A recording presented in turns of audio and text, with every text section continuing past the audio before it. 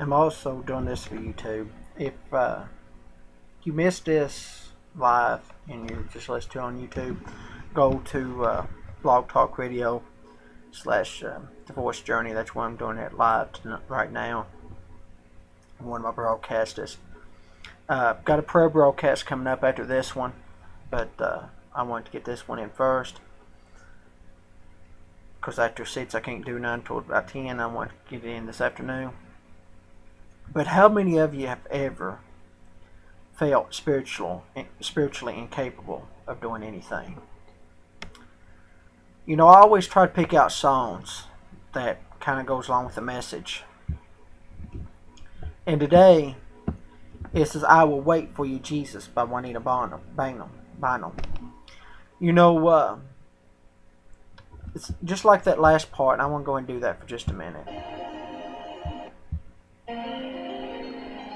I can see you now,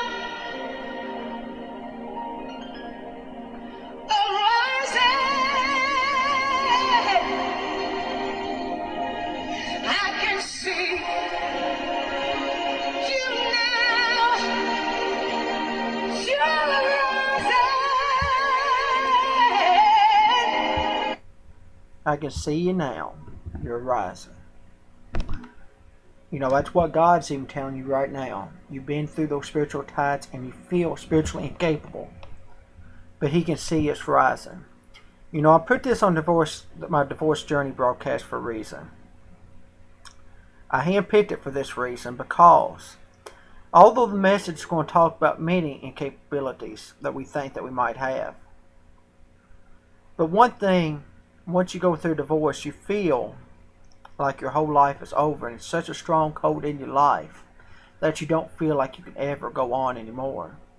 And you feel like you just come to a halt and everything ends. How do I know this? Because I've been there. 2 years I sat down my ministry after it happened to me. 2 years. 2 years I never preached a single word. 2 years, people. Do you realize how dead I become inside? And I felt incapable of anything. Because once God, especially ministers and singers, once God's ever put that desire in you, and you lose control, and your whole life pattern ain't gone like you think it ought to be, the first thing you think is sit back. Sit down. I'm no longer have that ability. Who told you that? Because God didn't tell you that. Because God says the gifts of God are called without repentance. God didn't tell you that because God says we are royal priesthood, we're a chosen generation. God didn't say that because He said He chose us. God didn't say that because He said that He knew thee while thou wast still in thy mother's womb.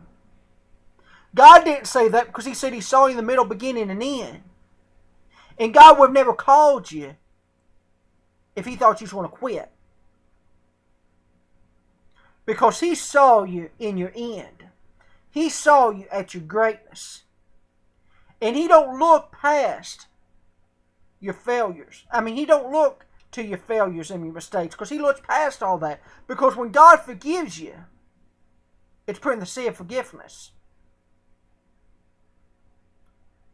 God sees something in us that we don't even see. He sees that potential of what we can be. Tonight, we all have a potential, and God sees that greatness in us. One more time, I just want you to listen to some more of this song. I can see you now, arising.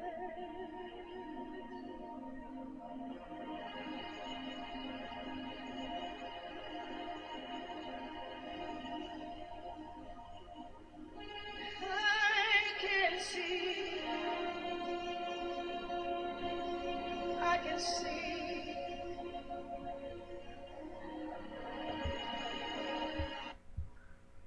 Just say that to yourself today. I can see you now. As God is telling you that He can see you. You may be down and out right now. You may feel that you're spiritually tied up against the wall and you're incapable of doing anything. But God sees your future. Just like I preached just a few minutes ago. Think outside the box.